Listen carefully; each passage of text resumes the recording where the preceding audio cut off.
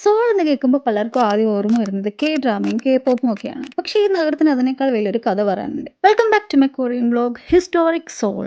നമ്മൾ ആദ്യം തന്നെ എത്തിയത് ഗോങ്ഹാമൻ സ്ക്വയറിലാണ്. ഇവിടെ കാണുന്ന ഈ പ്രതിമയാണ് കൊറിയയുടെ ഏറ്റവും മഹാനായ രാജാവായ സെങ്ജോങ് ദി ഗ്രേറ്റ്. നമ്മൾ ഇന്ന് കാണുന്ന ഈ കൊറിയൻ ലിപി കണ്ടുപിടിച്ചത് അദ്ദേഹമാണ്. പണ്ട് ചൈനീസ് സ്ക്രിപ്റ്റ് യൂസ് ചെയ്തായിരുന്നു കൊറിയൻ ലാംഗ്വേജ് ചെയ്തുകൊണ്ടിരുന്നത്. തൊട്ടടുത്ത് 23 ഗ്രാനൈറ്റ് പില്ലേഴ്സ് ഉള്ള ഗാർഡൻ ഓഫ് ഗ്രാറ്റിറ്റ്യൂഡ് കാണാം. 1950-ൽ കൊറിയൻ വാറിന്റെ സമയത്ത് സൗത്ത് കൊറിയയെ സപ്പോർട്ട് ചെയ്ത 22 രാഷ്ട്രങ്ങളോടുള്ള ആദരവും നന്ദിയും ഒക്കെ ഓർമ്മിപ്പിക്കുന്ന ഒരു സ്മാരകമാണത്. അങ്ങനെ ഇതൊക്കെ കണ്ട് നമ്മൾ ഗംബോങ്ങും പാലസിലെത്തി.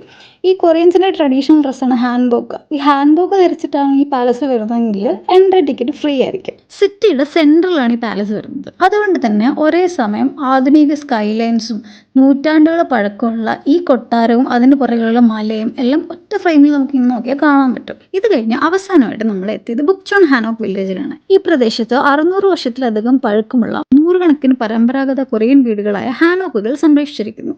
അതിശയകരമായ കാര്യം എന്തെന്ന് വെച്ച് കഴിഞ്ഞാൽ ഇതൊരു ടൂറിസ്റ്റ് സ്പോട്ട് മാത്രമല്ല, ഇന്നും ഇവിടെ ആൾക്കാർ താമസിക്കുന്നുണ്ട്. ഇത് കഴിഞ്ഞ് ഞങ്ങൾ എത്തിയത് ഇൻസഡോങ്ങിലേക്കായിരുന്നു. അവിടെ ഞങ്ങളെ കാത്തിരുന്നത് ഒട്ടും പ്രതീക്ഷിക്കാത്തൊരു സർപ്രൈസ് ആയിരുന്നു.